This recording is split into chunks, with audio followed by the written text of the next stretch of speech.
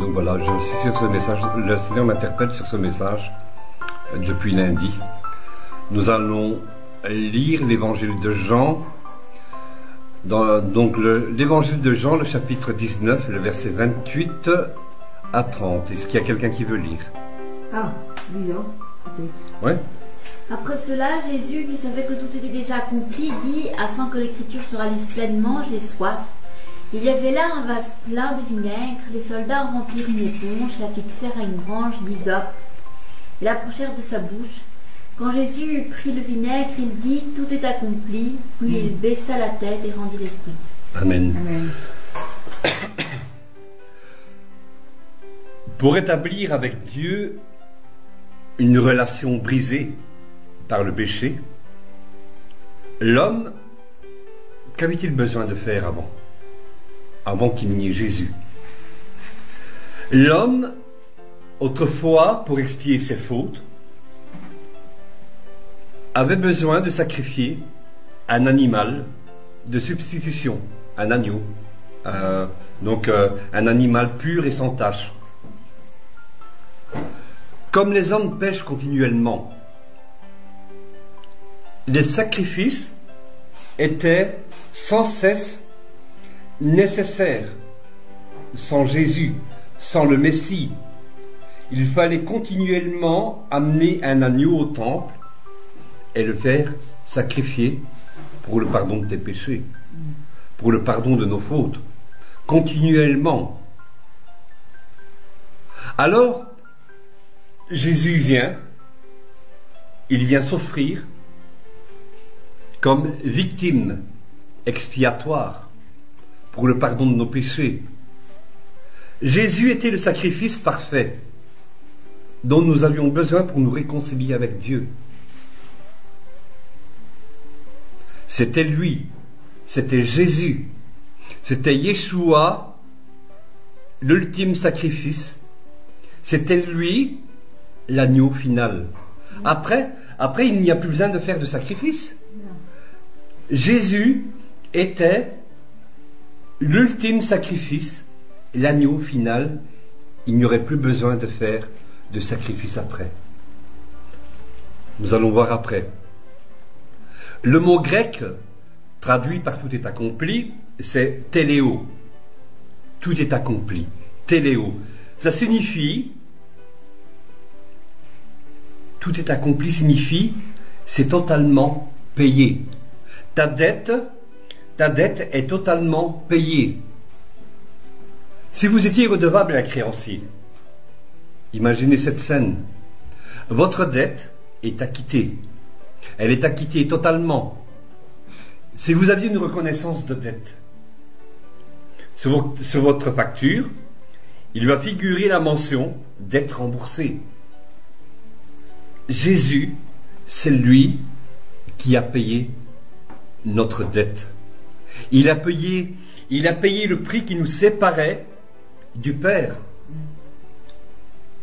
Nous étions continuellement redevables depuis qu'Adam et Ève ont péché devant Dieu, depuis qu'Adam et Ève se sont rebellés contre Dieu.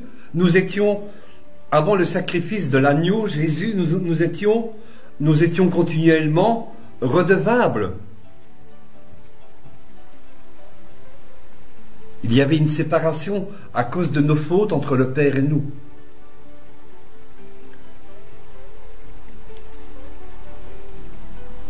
Par le sacrifice de Jésus, la réconciliation était actée.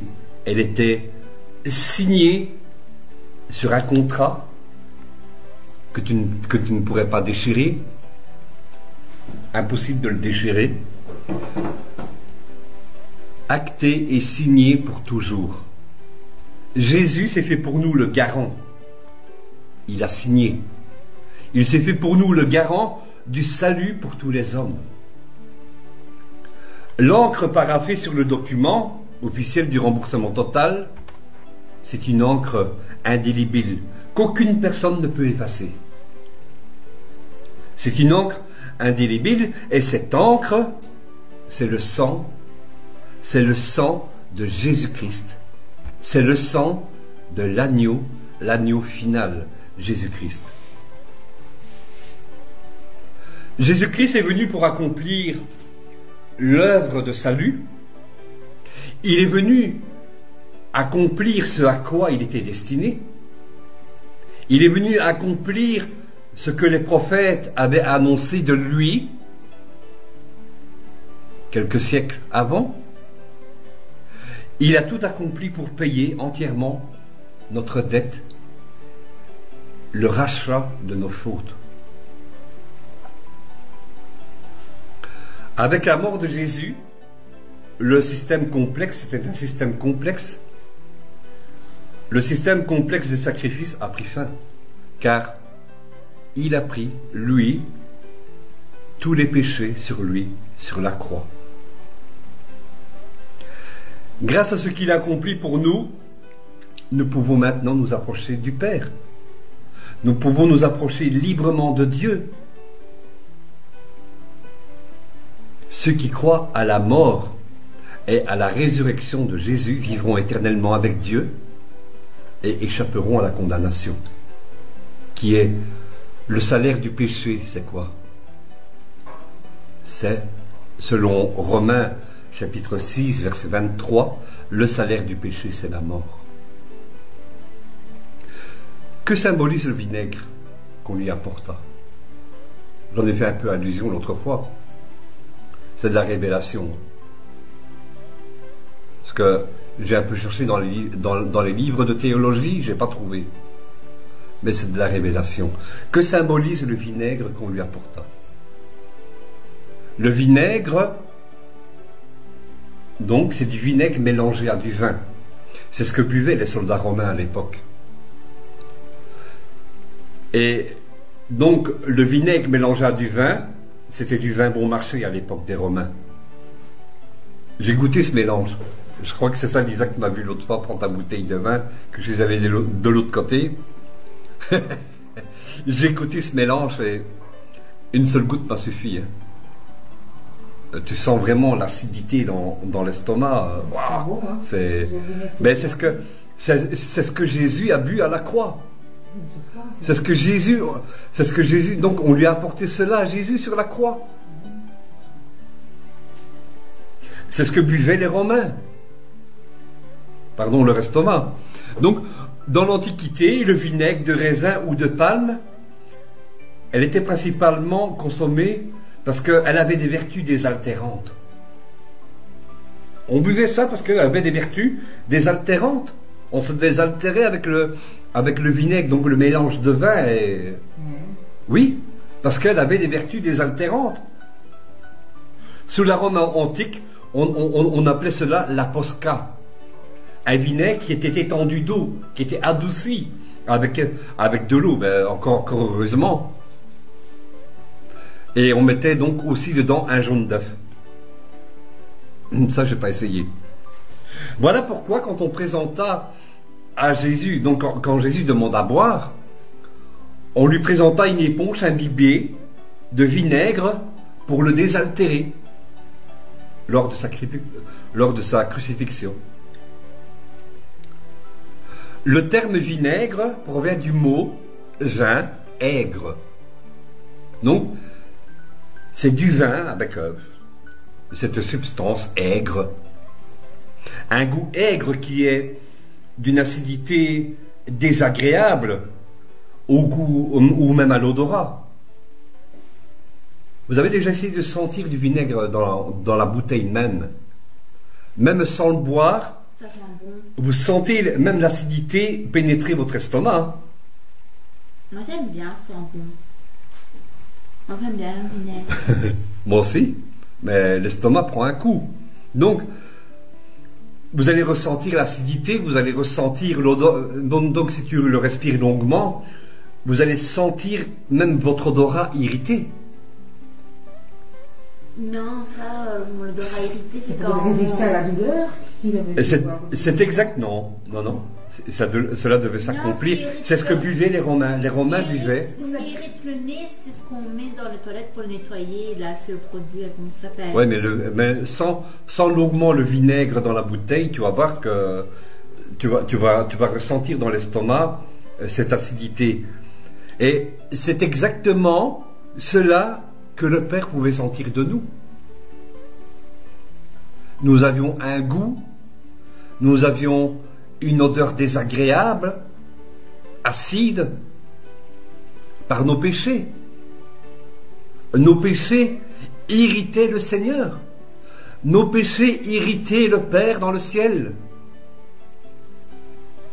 Mais cette odeur, Jésus l'a pris.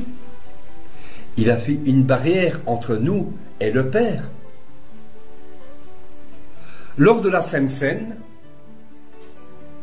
Jésus prend une coupe. Ce fait est élaboré dans le livre de Matthieu, chapitre 26, verset 28.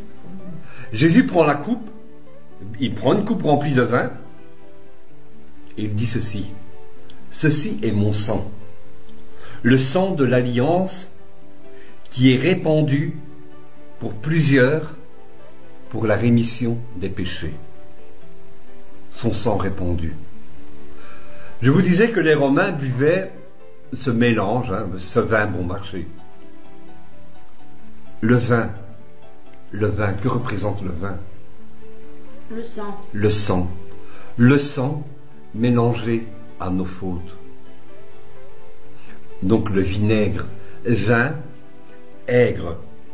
Le vin, c'est le sang de Jésus. Et l'aigre, une odeur amère, acide, c'est nous, c'est nos péchés. C'est ce que Jésus a pris, c'est ce que Jésus a pris par son sacrifice sur la croix. Ce que Jésus peut vous dire aujourd'hui, là maintenant, voilà, j'ai accompli l'œuvre de salut de Dieu. J'ai payé pour tes fautes, je les ai prises sur moi. Tu es déchargé. Désormais, maintenant, approche-toi de Dieu librement, parce que moi j'ai pris tes fautes.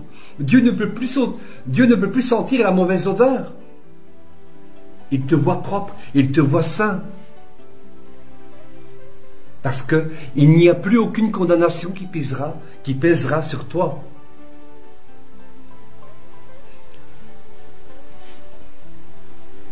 Romains chapitre 8,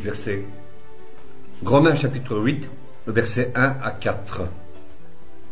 Donc, inspiré par le Saint-Esprit, Paul écrit dans sa lettre aux Romains ceci. Il y a quelqu'un qui veut le lire? Romains chapitre 8, verset 1 à 4. Tu peux le lire, Elisa? Attends. Ah oui, Elisa. Ah, ouais, Voilà.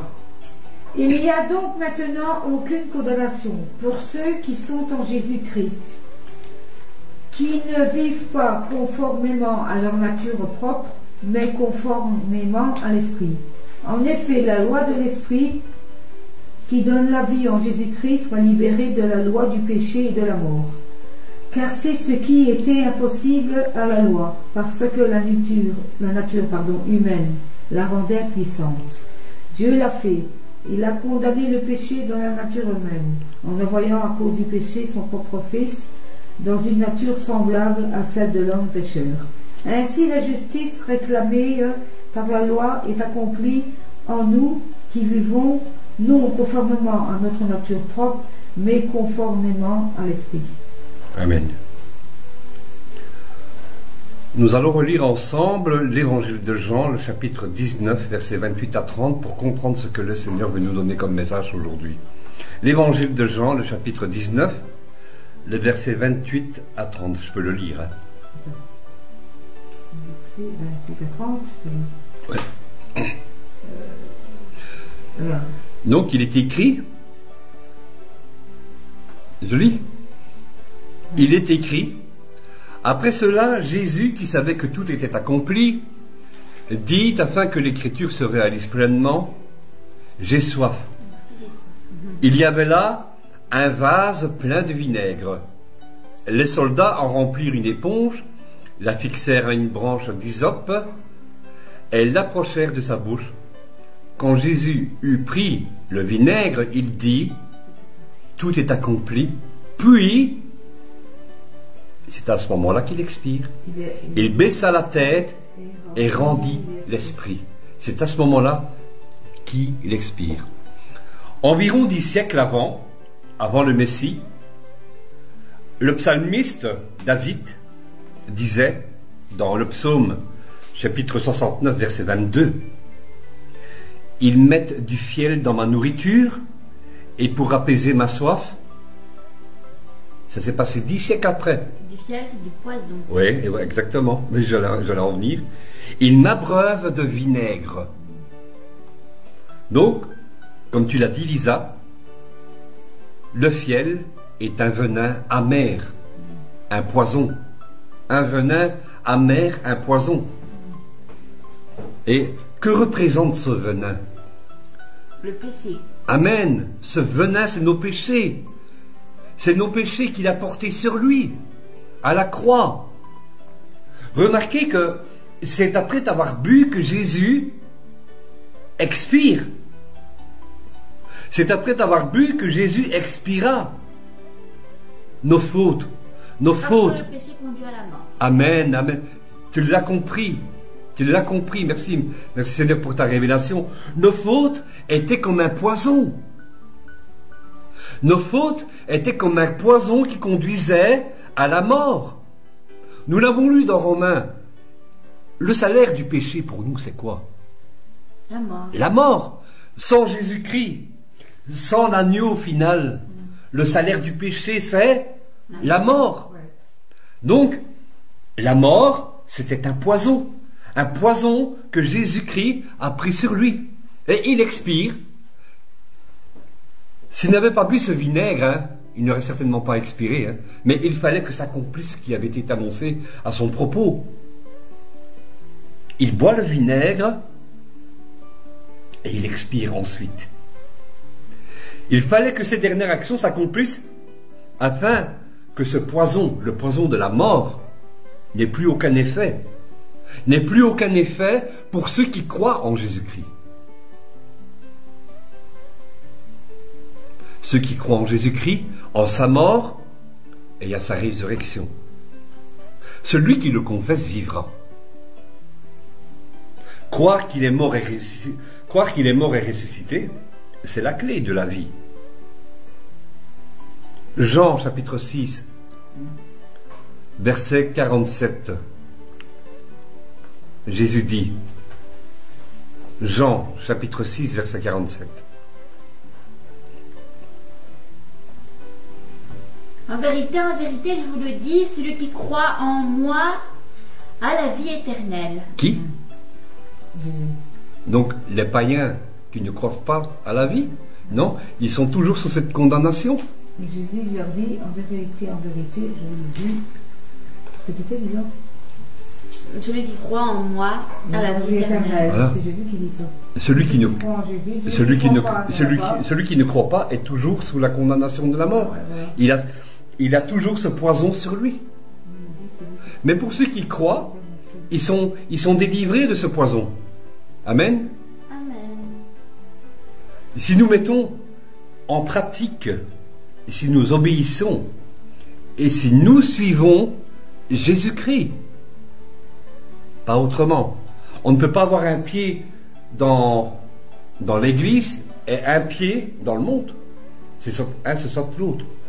Nous devons mettre en pratique et nous devons obéir et nous devons suivre Jésus-Christ. Vous savez, comme il dit, vos ancêtres ont mangé la manne dans le désert et ils sont morts. Ouais. Puis il dit, voici comment le pain qui descend du ciel, celui qui en mange ne mourra point. Donc c'est la parole de Dieu. La parole de Dieu. Si tu manges. Voilà, merci pour cet éclaircissement. Voilà.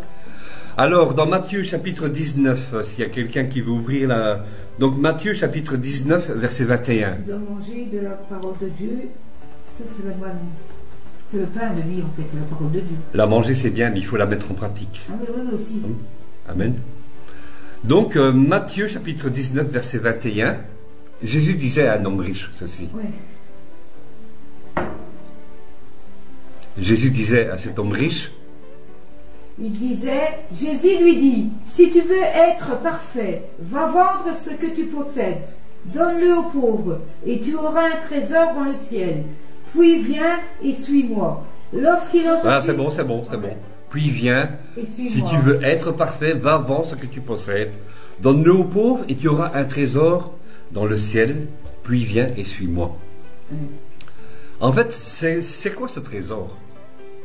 C'est La vie la éternelle. vie éternelle. Ça peut être ça. Hein. Le trésor que l'on peut avoir qui nous empêche de suivre le Seigneur. Êtes-vous prêt à abandonner vos péchés? Êtes-vous prêt à tout abandonner? Hein, je crois que tu parles du trésor du Ouais. ciel, moi. Sommes-nous prêts? Parce que, donc, il est dit que là où est ton trésor, tu le vois? Là où est ton trésor? Là où est ton trésor? Là où est ton trésor? Quoi? Relis le verset et tu poursuis en bas, tu vas savoir où ça se trouve. C'est au verset 22. Si tu es parfait, vends ce que tu possèdes dans le pauvre et tu auras un trésor dans le ciel. Puis, viens et suis-moi. Lorsqu'il entendit cette parole, le jeune homme s'en alla, tout triste car il avait de grands biens. Attends, Ouais. si tu as des biens sur la terre, C'est pas par rapport à des choses que l'on ne veut pas abandonner. mais oui, c'est ça que Donc, je dis, mais c'est ça que je ouais. dis. C'est pas par rapport à ton compte en banque, par rapport à du matériel, J'ai compris ça. mais si moi mon trésor c'est le péché, donc Jésus dit là où est ton trésor. Si moi mon trésor Donc, c'est le mensonge, je ne vais pas l'abandonner. Voilà. Si moi mon trésor est l'adultère, je ne vais pas l'abandonner. Et comme tu le disais, C'est ça. notre trésor ça doit être le ciel. Mais voilà, c'est ça. Ouais. Hein? Donc où est ton trésor? C'est la question de Jésus. Où sont tes priorités? C'est la question de Jésus. Ouais. Paul va donner ce sage conseil de Romains chapitre 6. L'épître de Romains chapitre 6, versets 13 et 14. Donc Paul donne un sage conseil inspiré par l'Esprit Saint, donc dans sa lettre. Donc il dit, ne mettez plus vos membres au service du péché comme des instruments de l'injustice, mais au contraire, livrez-vous vous-même à Dieu comme des morts, revenus, avant nous étions morts, hein, Ouais. donc comme des morts revenus à la vie, et mettez vos membres à son service comme des instruments de la justice. En effet, le péché n'aura pas de pouvoir sur vous, puisque vous n'êtes plus sous la loi, mais sous la grâce. Autrefois, nous étions morts par nos offenses. Nous étions morts à cause de nos péchés. Mais Dieu a fait grâce en envoyant son Fils Jésus pour nous. Ce venin qui nous condamnait, qui nous conduisait à une mort certaine. Ce venin, Jésus l'a pris sur lui sur la croix. Le Père dans le ciel, ne peut plus sentir ce qui nous condamnait autrefois. C'est pourquoi on ne doit pas tout le temps trouver de prétexte, parce qu'à cause de la grâce, tout m'est permis. C'est pas parce que nous bénéficions de la grâce que nous pouvons continuer à pécher volontairement. Je parle de péché volontaire, hein, qu'on sait qu'une chose n'est pas bien et que nous commettons quand même. Par exemple, nous savons que la fornication n'est pas bien, mais nous continuons à forniquer. Nous continuons à commettre l'impudicité. Ce sont des péchés volontaires. Donc, on ne peut pas continuer à pécher sous prétexte que nous avons la grâce.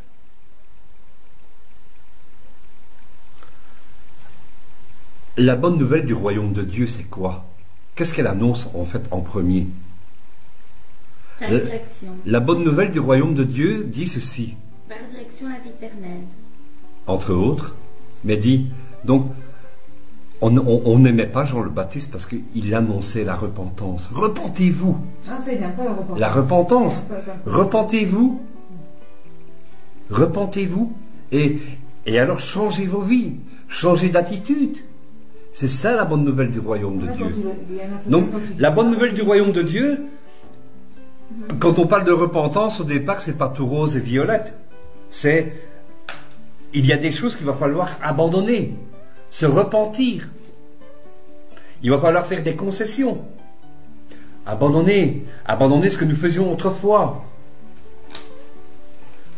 Matthieu chapitre 6, verset 8, Jésus dit ceci. Produisez donc du fruit.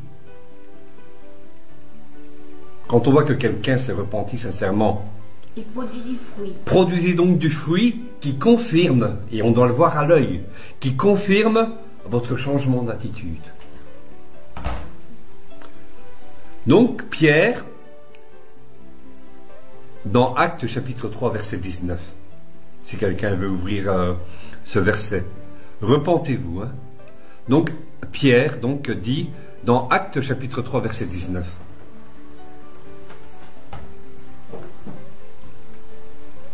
Tu l'as? Changez donc d'attitude et convertissez-vous pour que vos péchés soient effacés.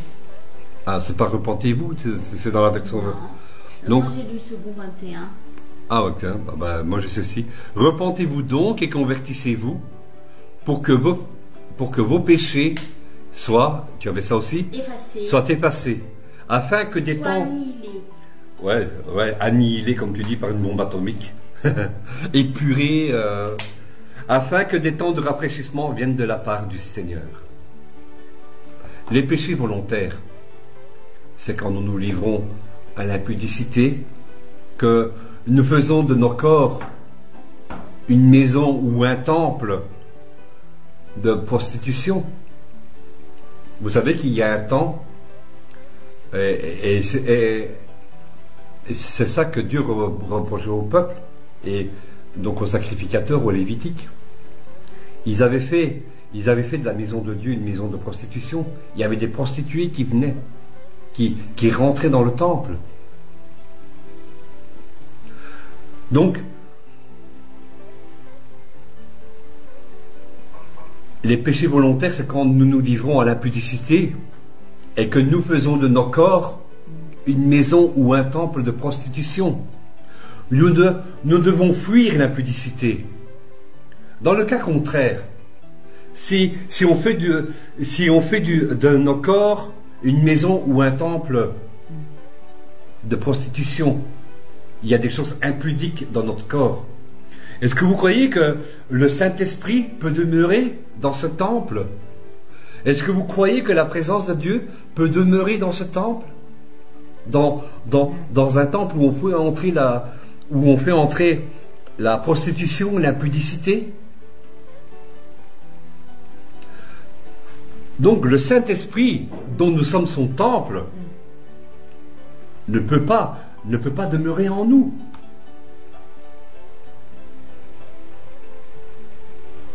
Dans l'ancienne alliance, les hommes autrefois bourraient.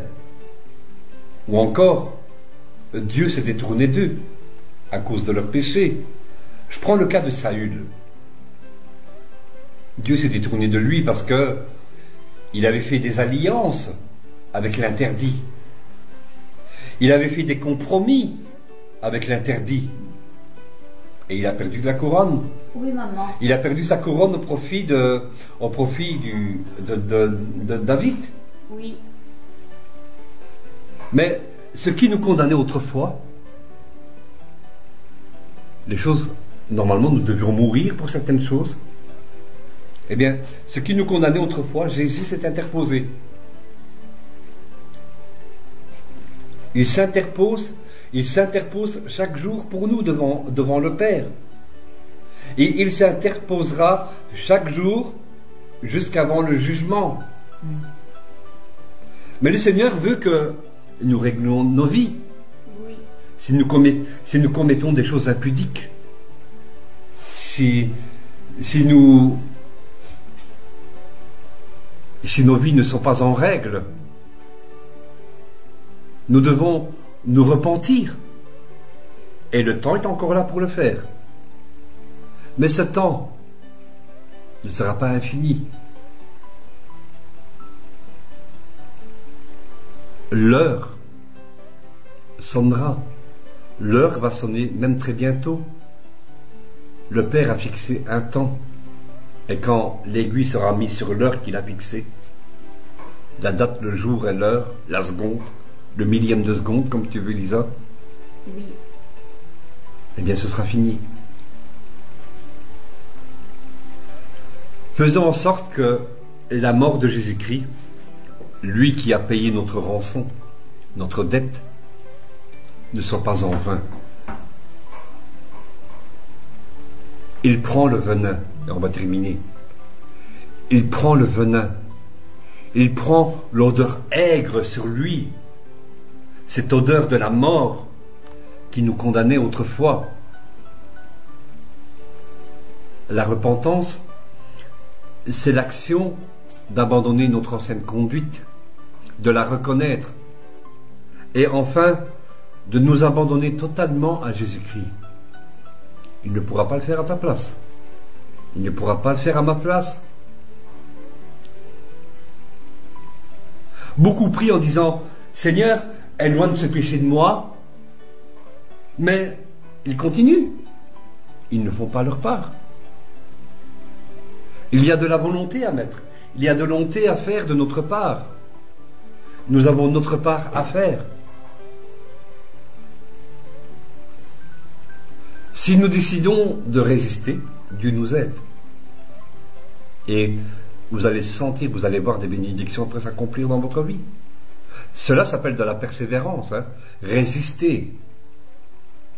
C'est pas c'est pas Jésus qui dit que je vais persévérer pour vous. Il nous demande à nous de persévérer. Parfois, il va peut-être falloir se faire violence à certaines addictions, etc.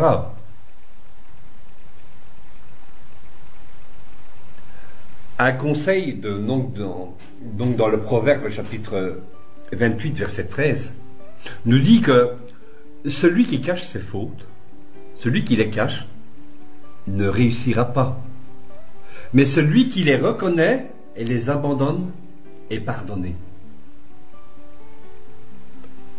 Jésus-Christ a tout accompli pour nous sauver. Son sacrifice au final sera-t-il en vain pour nous? Son sacrifice, au final, le Seigneur va-t-il se dire, pardon, pas peut-être, va-t-il se dire, le jour du jugement, quand on devra comparaître devant lui, il va te dire, mais est-ce que j'ai fait cela en vain pour toi? Je vous laisse à méditer cette question. Amen. Est-ce que son sacrifice, au final, a été fait en vain pour toi, pour moi? Que le Seigneur nous guide, que le Saint-Esprit nous convainc. Amen. C'est une question de conviction s'il faut... Amen, oui, c'est le Saint-Esprit. C'est le Saint-Esprit qui doit te convaincre. C'est le Saint-Esprit qui peut nous convaincre. Les personnes qui n'ont pas reçu le Saint-Esprit qui le demandent vraiment. Parce que c'est vraiment le Saint-Esprit qui peut convaincre à ça. Hein? Oui. Sans ça, non. Les gens, tu veux bien le dire 10, 20 fois, non. C'est nous le devons... Saint-Esprit qui doit convaincre. Le Seigneur nous recommande chaque jour, même quand tu te lèves, quand tu mets ton pied sur le sol, chaque jour nous devons examiner nos vies pour voir si nous sommes toujours sur la bonne voie. Nous devons examiner chaque jour notre vie. Et si nous constatons qu'il y a quelque chose qui ne sont pas en accord, nous devons régler nos vies. Amen. Le Saint-Esprit, oui. Si tu n'as pas cet esprit... Le Saint-Esprit donne la conviction. Mais après, il y a le vouloir. Il y a le vouloir, pardon, il y a le vouloir d'abandonner. Il y a le vouloir d'abandonner ce qui nous condamne. Il y a le vouloir. Le Saint-Esprit nous convainc, mais il y a le vouloir. Et toutes ces choses font quand tu as tout, mais tu as la paix du Seigneur. Imagine, nous avons eu affaire, par exemple, qu'une fois je parlais à quelqu'un, la personne voudrait bien donner sa vie à Jésus, seulement cette personne vit en couple. Elle voudrait bien donner sa vie à Jésus. Mais il y a un problème, c'est que le jour donc qu'elle donne sa vie, puis qu'elle se fait baptiser, avant, elle devra régler sa vie par rapport au mariage. Donc parce que si elle vit en concubinage, si elle vit en couple non marié, elle devra régler sa vie. Donc, mais alors à cause de ça, non. Qu'est-ce qu'on préfère? Je préfère garder mes 1000 € en plus par mois ou avoir la vie éternelle. Donc, c'est soit mes 1000 €, mais ces 1000 € en plus par mois vont certainement me conduire en enfer. Ou si je dis, oh oui d'accord, je vais mettre ma vie en ordre, et peut-être que Dieu va bénir finalement. Si je perds ces 1000 €, ben peut-être que Dieu va compenser par autre chose. Mais Dieu connaît nos besoins. Amen. Il connaît nos besoins. Donc voilà, c'est ce qu'on est prêt, c'est ce qu'on est prêt à lâcher. C'est rien, on ne sait pas Amen. tricher, c'est pas possible. Donc on ne doit pas faire, nous ne devons pas faire du sacrifice de Jésus. Il ne faut pas qu'il soit vain pour nous. Amen. Il a pris, il prend nos fautes sur lui et nous devons le lui abandonner. Amen. On va clôturer ici. Oui.